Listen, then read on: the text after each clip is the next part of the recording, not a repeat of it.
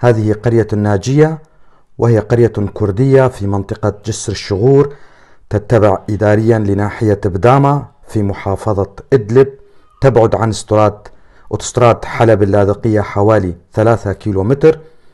عدد سكانها حوالي 5000 شخص، كلهم كرد لكنهم لا يتكلمون الكردية للأسف. يعمل سكانها بالزراعة والتجارة.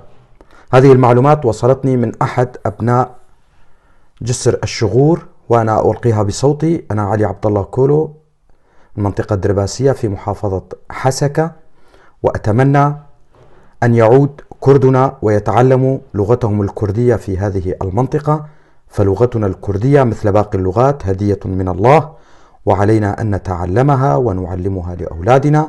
وأتمنى عليهم أن يسموا أولادهم أيضا بأسام كردية. دمتم أهلنا في قرية الناجية.